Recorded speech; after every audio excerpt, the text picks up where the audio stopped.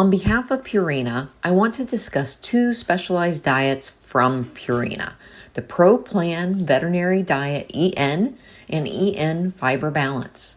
The EN formula is designed for general gastrointestinal support, featuring a balanced blend of soluble and insoluble fibers to promote healthy digestion and manage GI sensitivities. It's ideal for dogs experiencing gastrointestinal disturbances such as vomiting and diarrhea, pancreatitis, gastritis and enteritis, and inflammatory bowel disease. On the other hand, EN Fiber Balance takes it a step further with an enhanced fiber content specifically aimed at improving the microbiome. This formulation is particularly beneficial for dogs suffering from fiber-responsive colitis, large bowel diarrhea, constipation, and diabetes. Both diets are crucial in managing GI health. To learn more, please visit www.proplanvet.com. Welcome aboard. You're listening to FlightPlan Quick Consults, your go-to podcast for veterinary insights that are fast, focused, and designed to elevate your practice. I'm your host, Brenda Tassava Medina from Encore Veterinary Consulting. Whether you are between appointments or heading into a strategy session, we've got takeoff-ready tips, tools, and takeaways to keep your team soaring. So buckle up as we set a course for AI in veterinary medicine. Is it all hype or help? Today's panel includes Gabriel Baldinucci and Dr. Andrew Ciccolini. Dr. Ciccolini, tell our listeners a little bit about yourself. Yeah, thanks, Brenda. I'm a veterinarian working in Colorado. Been a vet for 15 years and started my career in the military. And since I've kind of participated in just about every aspect out there in veterinary medicine, and currently work both in academia and also for a startup called SerenityVet, which is a relief management platform. I'm their chief veterinary officer. Awesome, which is how we met. Yes. And next up is Gabriel Baldinucci. Hello, thank you for having me, Brenda. I'm the CEO of Pawsitive Holdings, an investment firm and venture studio for the pet industry, and I'm building Pawsitive Intelligence, which is our learning and adoption community for veterinary practice leaders who want to adopt AI into their operations across all parts of the clinic. We help them understand the universe of options. We curate a shorter list of vendors, and we help support change management, prioritization, and all of the challenging parts of adopting new technology in a peer environment. Well, Pawsitive Intelligence is having our launch full day AI event at the front end of the VHMA conference on September 9th. And anyone who's listening to FlightPlan can go to pawsitiveintelligence.ai. And when you register, you can use the code FlightPlan to receive $100 off on that conference. And we're going to be going really deep on all of these questions and how to really do the implementation, change management for AI in your practice. So we'll hope you join us. FlightPlan is your code. Awesome. And I know that you've got some real insight here, and I'm so happy to have you here today. I'm always been in the innovation space. For people out there who know me, they may remember me as the first person to kind of dip their toes into social media back in 2011. And I've always been in that innovative space, and I love AI. It's so fun to experiment with and play around with, but I know there's also a lot of concerns. Most of my practices have transitioned to using some form of digital AI for their medical record keeping, but there's so much more that we could be tapping into. So I'll kick it off to you, Gabriel. Where is AI creating the greatest value for veterinary teams today? Yeah, well, if you look at the data that's coming out, whether it's the VHMA April study or others, it's pretty clear that medical records dictation scribes is where you're getting the most value today, and it's really about saving time. It's saving about 2.5 hours per vet per day just by using those tools. And if you look at that ROI, that's where time is first, cost is second.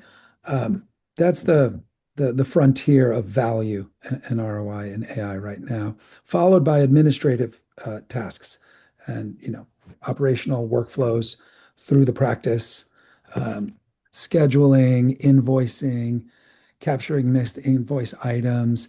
Admin is number two, right behind it in terms of value creation. But we're starting to see some shifts actually as AI application in other areas of the practice starts to gain a little traction and gets more adoption and testing by practice leaders.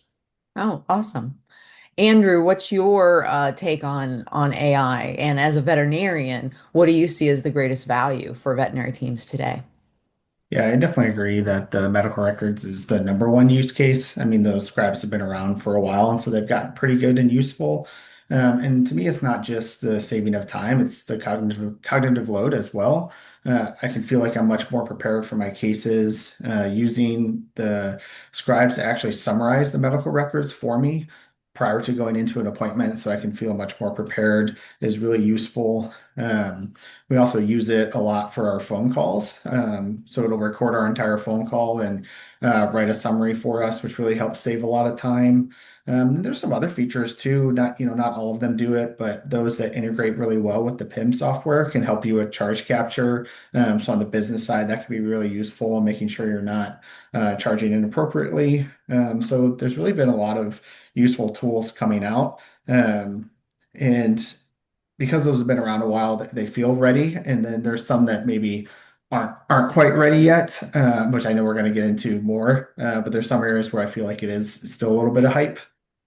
Okay, okay. Have you had any experience using some of the AI in lab equipment? Hmm.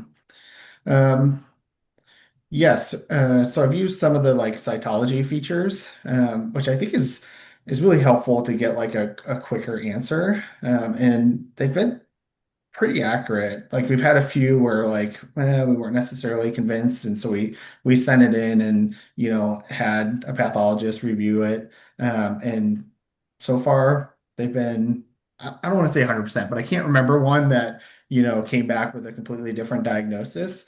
So I've been pretty impressed by it. So yeah. Okay, okay. And with everything that we hear about AI, the more you use something, the better that it gets, correct? That's what they say, yes. And that's certainly the hope. And I do think things will keep getting better. Okay. All right. What about risks? I want to shift over into talking a little bit about AI risks. What kind of risks should practice owners be paying attention to? Most of our audience are practice owners of independent practices, but as AI becomes more integrated into daily operations, what should they really be paying attention to? Gabriel, let's start with you. Sure. I think that AI can be very powerful and very impressive, and it's easy to become lulled into over-reliance and forgetting to double check everything it says that it makes mistakes. And it's really just you're busy, you're tired, and you might not, you really need to second guess it. You need to double check its work. Um, and you have to have a human in the loop.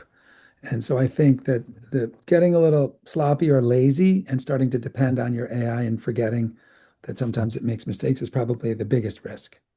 Yeah, it reminds me so much of like the medical records, especially.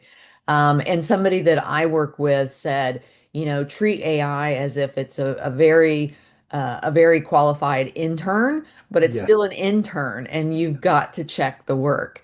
I was going to Um, say the same thing. Treat it like a person who got out of vet school yesterday and never worked in a practice.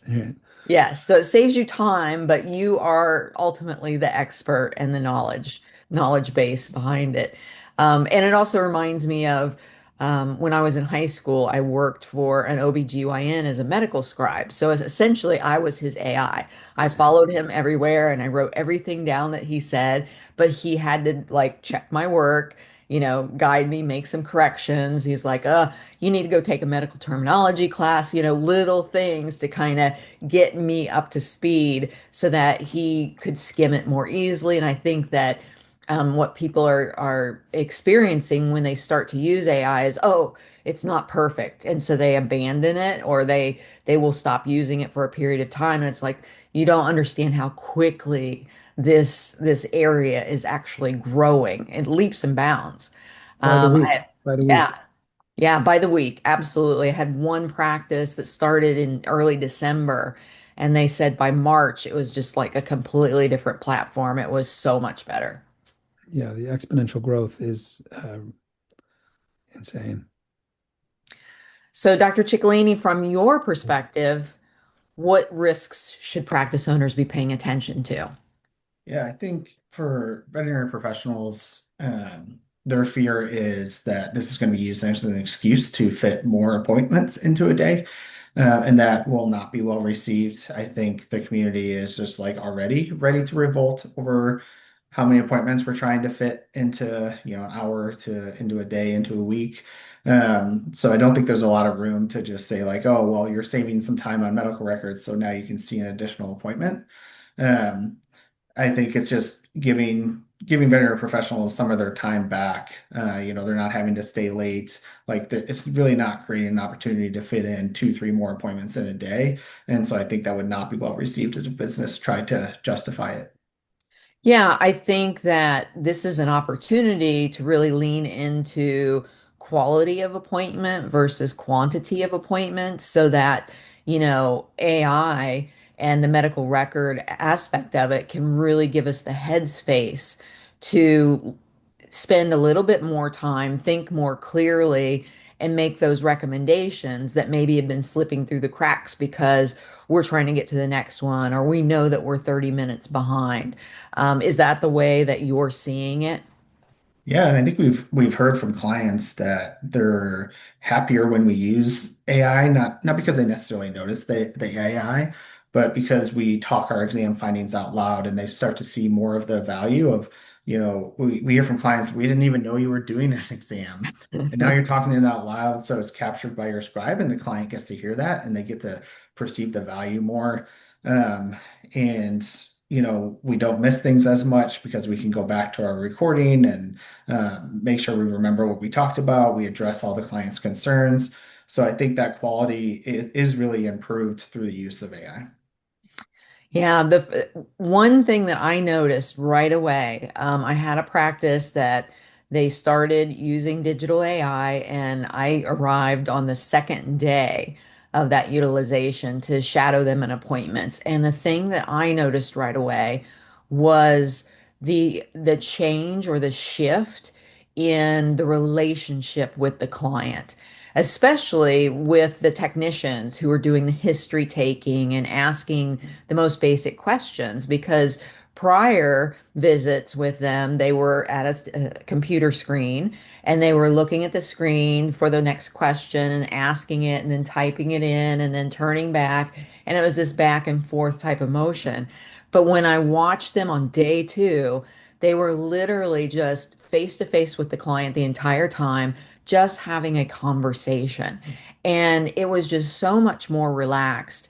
And you could see that the client got a lot more out of that interaction. And I believe that that is leading to maybe less of the frustrations that support staff feel around, well, they told me that already. Why are they saying it again to the doctor? Because it felt very transactional before. And now it feels like they're talking to a real person. So they might be less likely to feel like they have to repeat themselves. Yeah. I Yeah. 100% agree. And, I think going to the next step of your original question of like, what should businesses be worried about? We've heard from surveys that while, clients like that aspect, what they don't want is they don't want a AI making medical recommendations. And they do have that fear that that's how it's being used. I think very few people are using it that way. They might, use it to help give some recommendations on next steps, but there's still very much a person involved. But Mhm. people have that fear, and so we do need to address it and tell people up front that that's not how it's being used. And one place that might play out that is an area to be careful and watch out for is the AI receptionists. People can actually have a really positive experience with an AI receptionist because they can get their phone call answered faster. They can get questions answered after hours. They can get administrative things done, questions answered. But you can lose trust if it feels like the AI is making medical decisions, as Andrew just said. So it has to stay away. Even triage, when you think about scheduling, they don't want an AI to do triage and determine how important something is. So that's something to watch out there that could actually hurt trust. Yeah. And I'm glad you brought that up because that's the area where I feel like things aren't getting better, like AI receptionists. I've not interacted with one where I left being happy that they used it. So I'm sure eventually they'll get better, but right now they're pretty rough. I'd be hesitant to use it in the hospital I worked in. Yeah, I've had a mixed bag of feedback from like members of my VMG group. One practice absolutely loved their AI receptionist, and another practice using the exact same one said, "Oh, it was a disaster." So I think that it is a mixed bag, and it's something that is going to grow. Just like everything else within AI. I do have another quick question that I get frequently from practices that maybe you both can help with is what is the best approach to informing clients that you're using an AI agent to help with the medical record keeping? Do either one of you have some good tips around that? I'll defer to Andrew on this one as he's in the practice every day. Yeah, I think we're just upfront with it and we just, explain why we're using it very quickly and give them the option to opt out. Um, I've not had anybody say no, but just knowing that that is an option, they can say no if they want to. And people at least now, like everybody's aware of AI, a year and a half ago, 2 years ago, it was maybe more of a big deal. People were kind of like, oh, okay. Now everyone's just like, whatever. They're used to AI being used everywhere. And to me, they don't seem to mind that much. Yeah, yeah. That's what I'm encountering as well. And when I shadow different practices, I've not heard clients object to it. I did tour one practice and they had signs in the rooms with a microphone sitting in front of the sign that just said, "We are utilizing AI to assist with our medical record keeping." And it was a good visual, I think, in the room that was helpful to the clients and the staff because they didn't have to constantly remember to let the clients know. Yeah. Right. Interestingly, I had a medical appointment just yesterday and they were using an AI scribe and they didn't mention anything. They didn't say a word about it. I didn't see a sign anywhere. I mean, I knew what it was and obviously I don't care, but I just thought it was interesting. Yeah, that is interesting. Yeah. It'll probably Well, become the default over time. it will. It will. I'm sure it will. And I think maybe even another place to put it would be in our new client paperwork as we're bringing a new client in to just make mention of it so that they are aware of it and they check off that they are fully aware of it. That Yeah. would be a great way. In the scribe that we use for phone calls, it, has a recording up front that says like, hey, this phone call will be recorded and uses an AI software to summarize. So Perfect. that's helpful. Yeah. Well, thank you both for joining me on today's podcast. And thank you all for flying with us on Flight Plan Quick Consults. And also, thank you to our generous sponsor, Purina. If today's insights helped you climb to new heights, be sure to subscribe, leave a review, and share this episode with your crew. Until next time, keep your mission clear, your team aligned, and your practice soaring.